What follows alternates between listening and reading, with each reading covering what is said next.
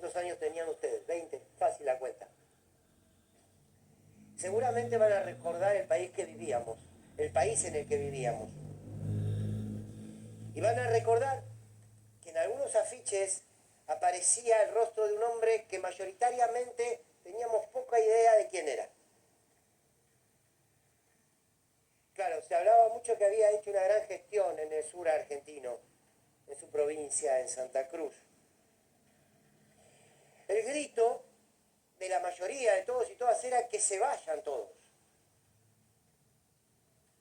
Y así nos fuimos construyendo. La política era mala palabra.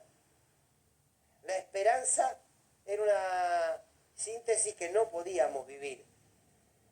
Las convicciones parece que habían quedado al costado de cualquier camino que uno decida recorrer. Pero llega un tipo con el 22% de los votos, por un acuerdo con Duhalde,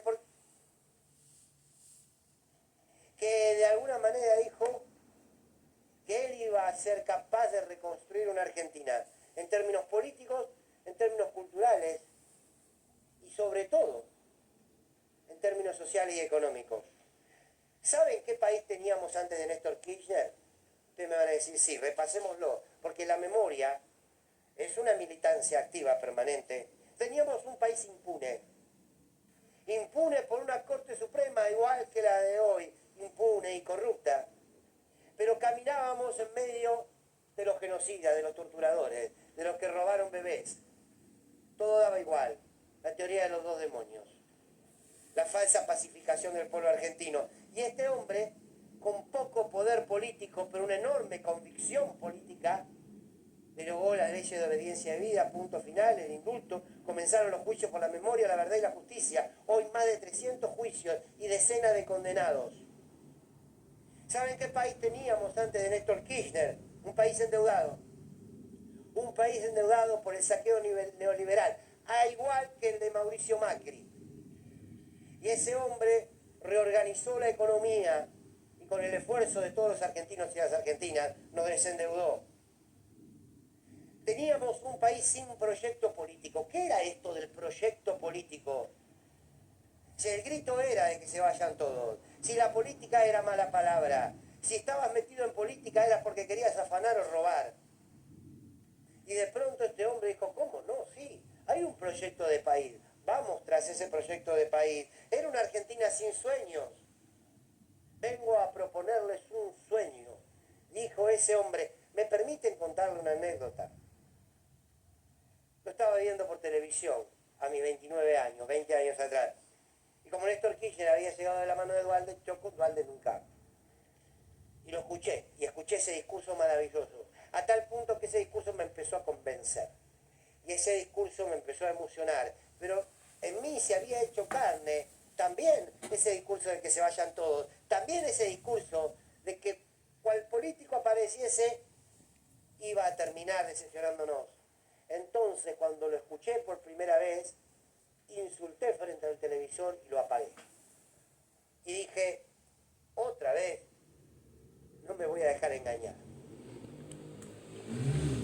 Teníamos un país con hambre, teníamos un país sin ciencia, teníamos un país sin patrimonio, porque lo saquearon todo. La familia Macri entre ellos, como una anécdota. Ese país teníamos.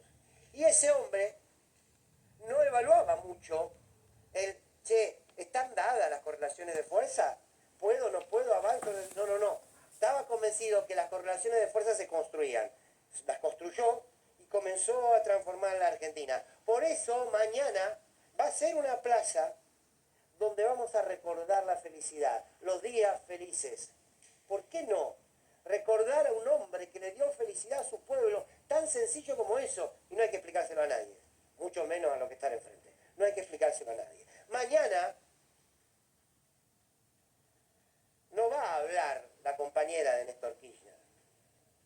Mañana va a hablar Cristina Fernández de Kirchner, la líder del Movimiento Nacional y Popular, las 2 veces presidenta de la Nación, la compañera de todo un pueblo trabajador, la co-constructora de un proyecto político que muchos no tuvieron el coraje de continuarlo, y además, la compañera de vida de Néstor Kirchner, de Lupín. Además, no es poco, pero además. Por eso, mañana mañana también va a ser una plaza que ejercite la memoria del país que teníamos, del país que se pudo construir y de un país al que Néstor Kirchner le puso los cimientos y Cristina Kirchner lo empezó a edificar. Pero Néstor Kirchner y Cristina Kirchner sola no, un pueblo que creía. Un pueblo que entendió que con la política se transformaba. ¿Por qué había tanta militancia? Ay, pero ¿por qué había tanta militancia organizada durante el kirchnerismo? Porque les pagaban todo, porque eran choriplaneros, te dicen los enemigos de siempre, los adversarios de siempre. No, ¿saben qué? Había épica. Había un motivo por el cual pelear, por el cual tenía 20 años y decía, yo voy a salir a dar una pelea. ¿Por qué? Porque se puede transformar la Argentina. Entonces, ahí estaban y yo se pregunté, ¿cómo no vas a ir mañana? ¿Cómo no vas a ir mañana?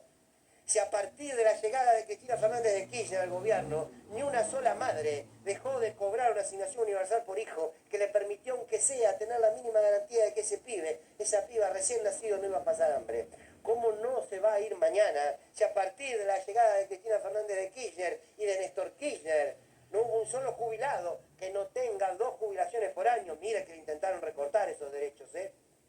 ¿Cómo no van a ir mañana? Si desde que llegó Cristina Kirchner y Néstor Kirchner no dejaron de volar los aviones de bandera porque volvieron a ser nuestros y no se detuvo YPF, ahora hablamos, YPF es el futuro, sí, YPF es el presente, es el futuro porque uno se hizo cargo del pasado en el que lo habían estafado. ¿Cómo no vas a ir a la plaza si alguna vez fuiste un pibe que en tu vida creíste que ibas a tener una notebook y la tuviste? Y no una notebook solamente como un instrumento de entretenimiento, sino también de educación. Si sos científico, ¿cómo no vas a estar? Porque al mismo momento que se reconstruía la Argentina, se construían satélites, cheques kirchneristas que están, no son datos. Si a uno me lo niega, yo hablo de otra cosa. ¿Cómo no vas a ir mañana a la plaza si antes de Cristina Kirchner y de Néstor Kirchner, si como hombre te gustaba un hombre, si como mujer te gustaba una mujer, si no te sentías en el género que tu documento decía, que lo tenías que bancar, y a partir de la llegada de Néstor y de Cristina Kirchner y también de la lucha de esa porción de pueblo, hoy en día se casa quien quiere con quien quiere, ama a quien quiere con quien quiere y se identifica en el género que quiere. Y si querés el DNI para verlo, también lo podés poner. Nos sobran los motivos, diría Joaquín Sabina. Pero ¿saben qué? La Plaza Mañana también es para defender todo esto, ¿eh?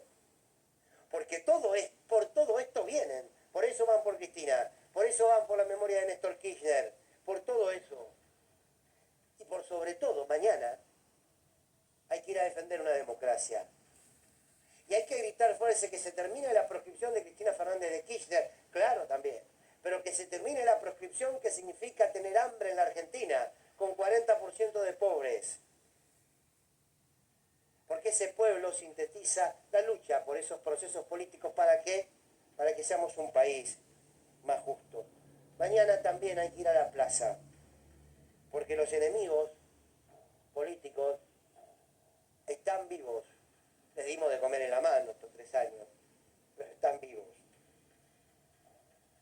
¿Qué sé yo? Mañana es un día de memoria, mañana es un día de futuro, mañana es un día en donde si tienen la posibilidad de ir con los hijos, con los chicos, decir, ¿saben por qué estamos acá? Porque ese país que hoy te cuento que podemos volver a soñar fue posible. Eso es la maravilla más grande que te puede dar la política. ¿Sabés qué es soñar con un modelo de país? Pero que es un sueño que lo viviste. No es el mundo de vamos a construir a ver qué cosa. Es un día de enorme felicidad mañana. Es un día de agradecimiento. Es un día de organización popular. Es un día de la política. Es un día de la política. No los quiero aburrir más. Tenía tantas cosas.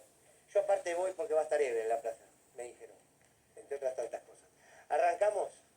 Bienvenidos. El 9 de Nepal, como siempre.